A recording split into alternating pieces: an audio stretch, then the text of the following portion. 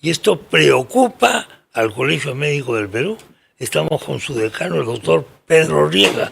¿Cómo está usted, doctor? ¿Qué tal? Chema, muchas gracias por esta entrevista. La historia de la falta de medicamentos no acaba nunca. Se recicla todos los años. ¿Por qué?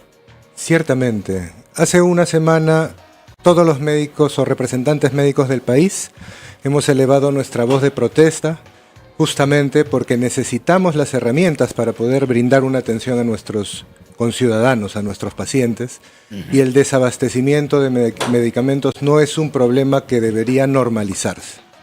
Nosotros requerimos ello y para eso el Estado tiene una organización y hay responsabilidades para garantizar justamente que el medicamento pueda programarse, pueda adquirirse, distribuirse y utilizarse de forma apropiada en todo nuestro sistema sanitario.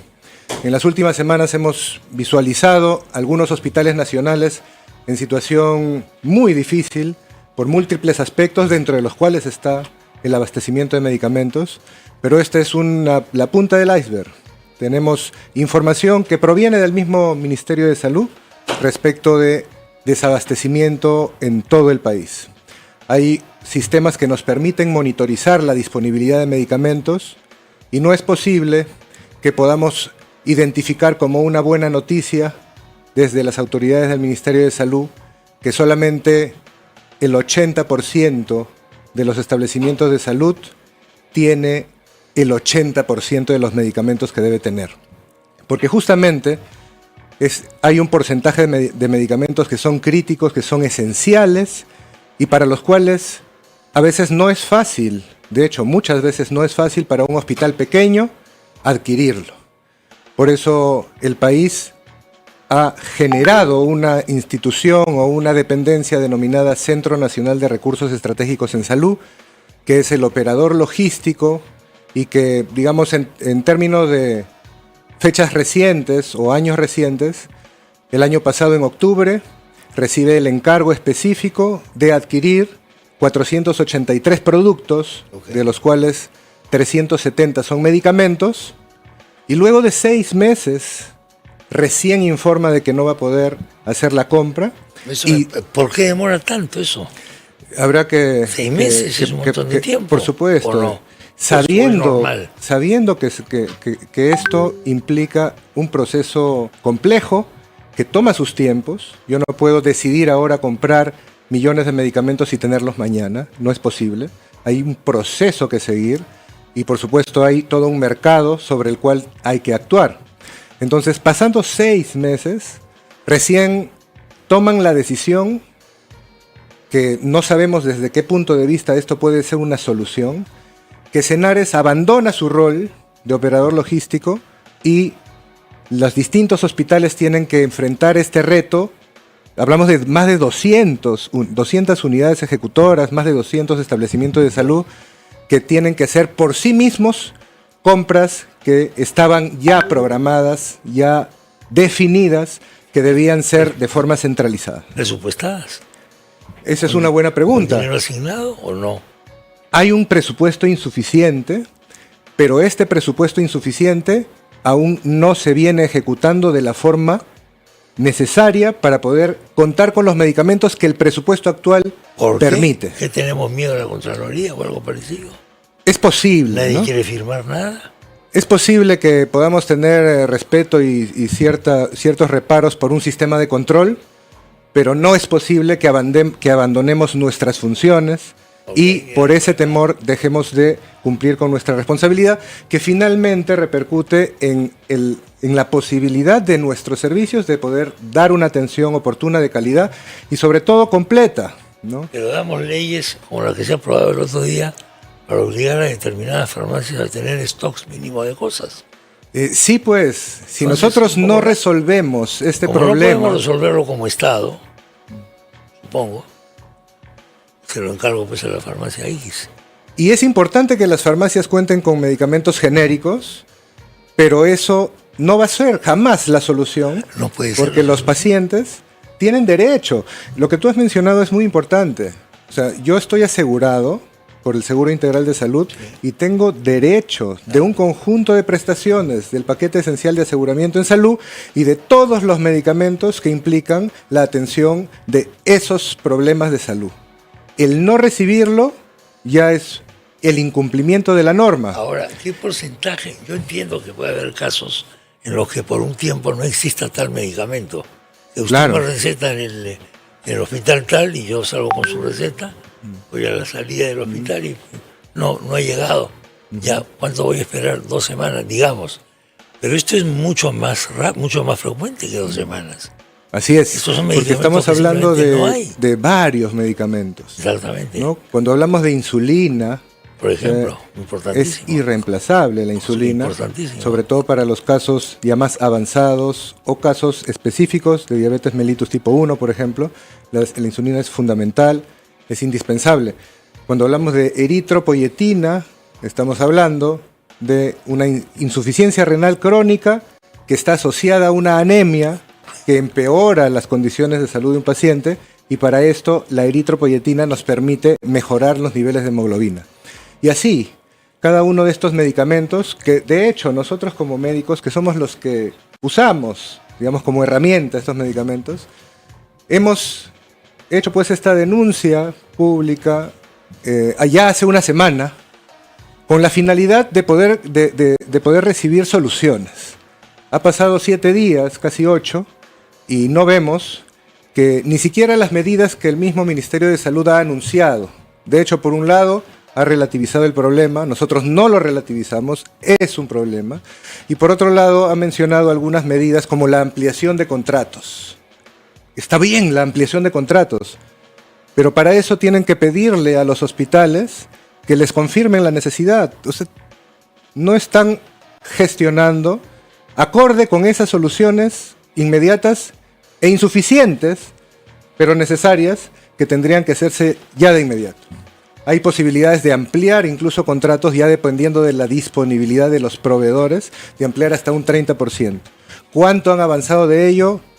Están hablando en términos muy genéricos. No sabemos. Así es. ¿Esto es gestión o corrupción? No podemos responder esa pregunta, ¿no? Nosotros creemos que no se está dando la debida importancia a este gran problema que representa que nuestros servicios de salud no puedan brindar una atención a nuestros pacientes de forma suficiente, apropiada, prevenir complicaciones, atender y lograr la recuperación de nuestros pacientes, e incluso, obviamente, una atención insuficiente sin determinados medicamentos puede llevar a nuestros pacientes a complicarse grave o severamente. Este es un tema de presupuesto, no es un tema ya de presupuesto, aparentemente. Es un tema de presupuesto también, También. ¿no? Pero hay una serie de acciones de gestión que deben realizarse con el presupuesto existente. Por supuesto que hay un problema, hay un déficit presupuestal en varios procesos.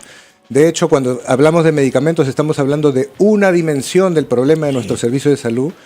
Los recursos humanos, el déficit de médicos especialistas es ampliamente conocido, y esto se resuelve con plazas dignas de inserción laboral de nuestros médicos residentes que están concluyendo ahora la especialidad. Te cuento que estos días están concluyendo los médicos residentes, ya médicos especialistas, más de 2.000, aproximadamente 2.000 médicos especialistas, que podrían empezar el próximo mes a brindar servicios de salud especializados donde más se lo necesitan.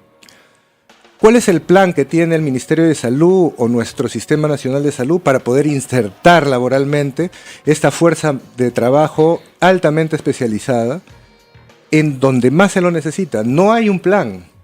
Lamentablemente nuestras regiones se ven obligadas incluso a competir entre ellas por a ver quién puede brindarle las mejores condiciones atractivas, que desde ya son muy precarias, porque estamos hablando de contratos por locación de servicio, sin derechos laborales, a los médicos especialistas, a los que recién egresan y a los que ya se encuentran en el mercado, con toda la voluntad de brindar sus servicios, y por supuesto en escenarios, ¿no?, hospitalarios donde podamos contar con equipamiento, con infraestructura y con el abastecimiento de insumos y medicamentos tan importante y necesario para el funcionamiento de nuestros Pero servicios. esto seguro es declarativo. Estos seguros son declarativos. Parte, por lo que Por estamos supuesto, y Hay eso un es lo que mito. nosotros Hay un mito como de la salud médicos, gratuita, no es gratuita. En los totalmente, hechos, quiero decir. En totalmente, teoría, sí. tenemos que hacer que se cumpla la ley.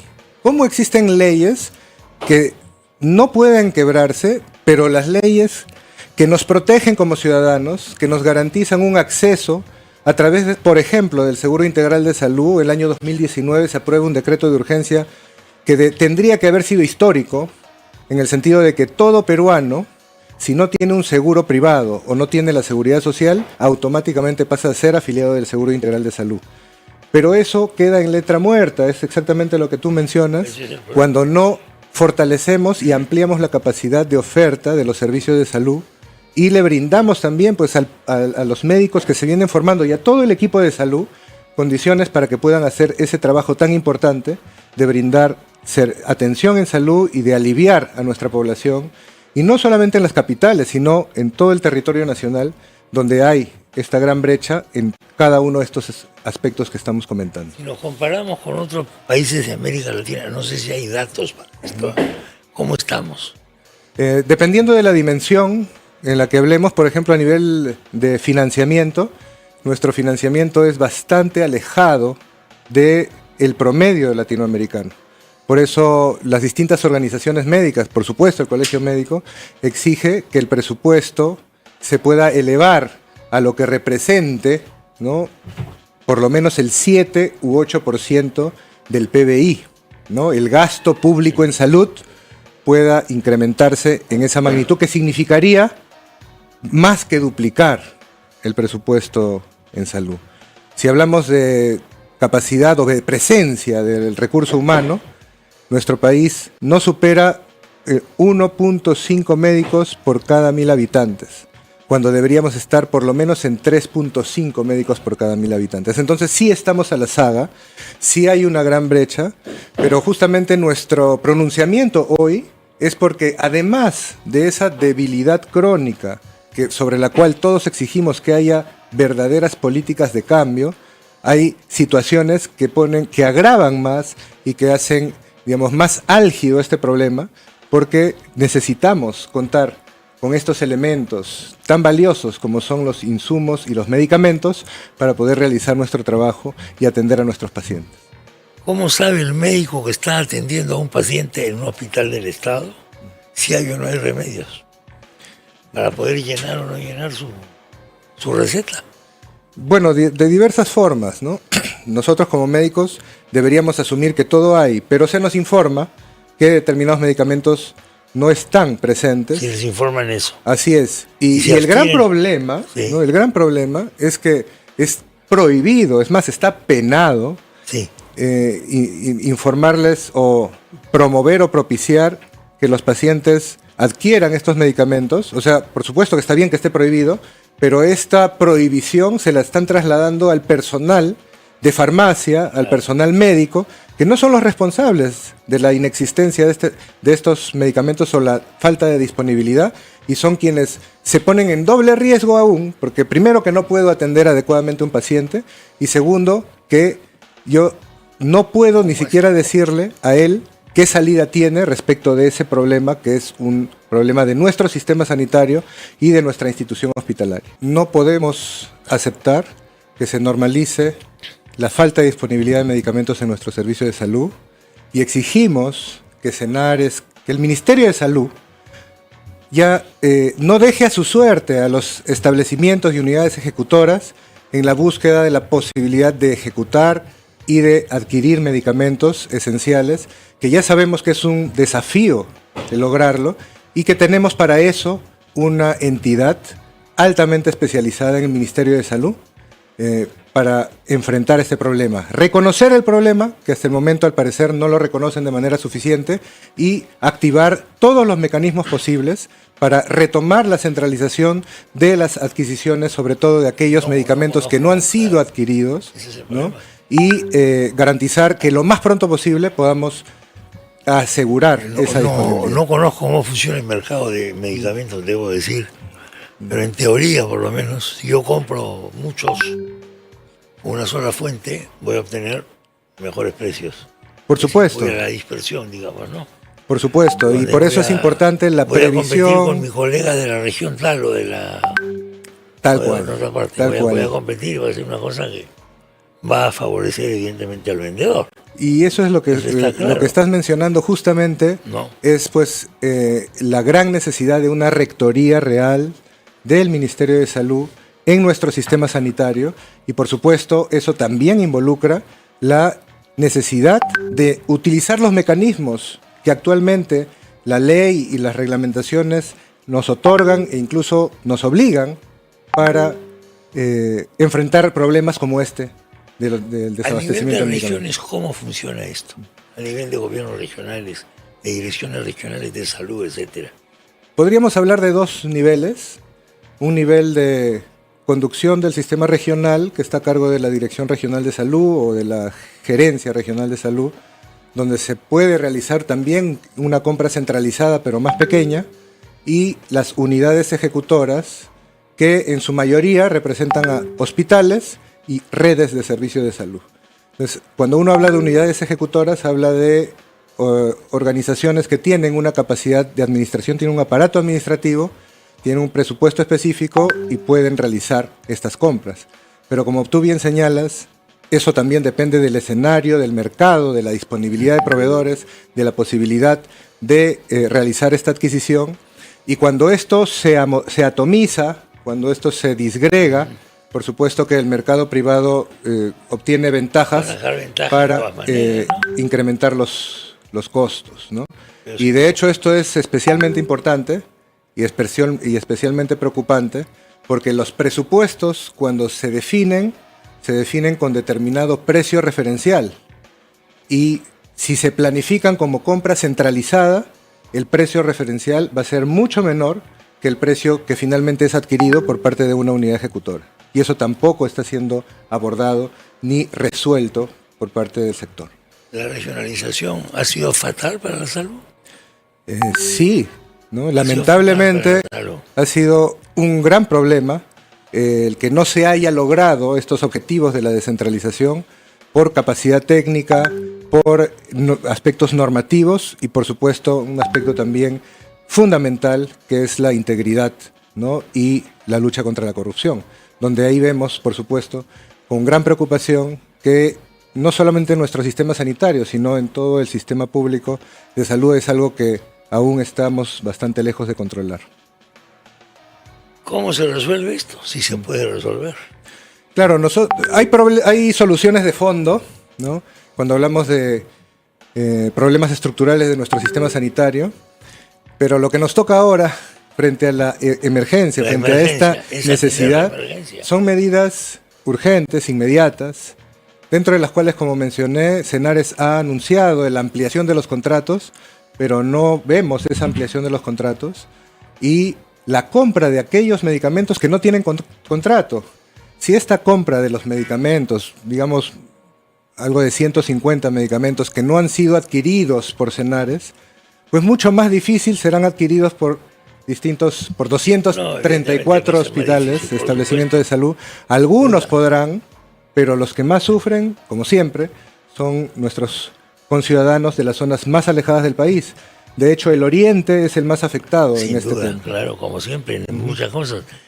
Si tengo cáncer, ¿voy a encontrar los medicamentos que me recete el cancerólogo del sector público? Dependiendo de qué medicamento se trate, pero por supuesto, frente a esta situación, hay altas probabilidades de que no podamos tener los medicamentos que necesitamos. Y hay medicamentos altamente críticos como los oncológicos, y hay otras enfermedades crónicas también, que uno no puede interrumpir el tratamiento. Que puedo haberlo estado obteniendo, pero que si se interrumpe mi acceso, se trastoca, ¿no? Y se deteriora todo el plan y todo el avance que uno ha podido realizar. ¿Qué me queda hacer una pollada para comprar un alimento caro? Supongo, ¿no? No lo sé. Claro, si hablamos de nuestros pacientes, de nuestros conciudadanos, ¿Qué puede ser el paciente con cáncer?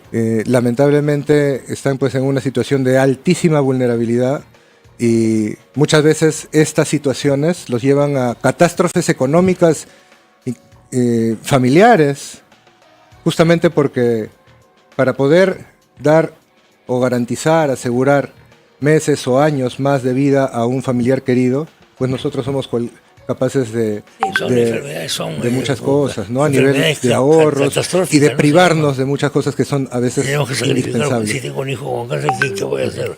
No por le eso, puedo vender un riñón. ¿Cuánto me pagan por un riñón? Por eso la lucha por la salud como derecho es una lucha que debemos, a la cual no debemos renunciar, ¿no? Tanto médicos, equipo de salud y sobre todo, pues solamente se puede lograr con el concurso y la convicción de toda la ciudadanía. Bueno, ojalá que se entienda así, porque en muchos casos es la diferencia entre la vida y la muerte. Usted Exactamente, sabe esto muy bien.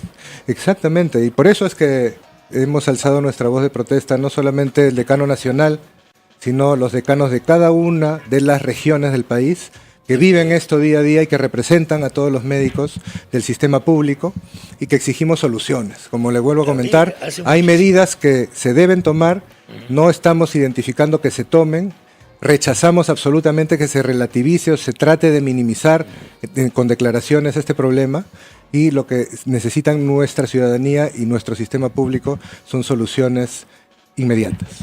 Un gran médico peruano ya fallecido hace muchísimos años, un gran neurocirujano en la época en que no había robots, no había el scan cerebral, no había nada, me contaba esto. Cuando yo estudié medicina pensé que estaba estudiando cómo salvar la vida, pero cuando tuve que ir a trabajar en una posta médica de un pueblo perdido del Perú, me di cuenta que lo que tenía que elegir es a quién mataba, porque tenía un solo medicamento para 2 personas, el joven y el viejo. Y al final tenía que decir quién debe vivir. Bueno, el joven, que le queda un poco más de vida. Terrible.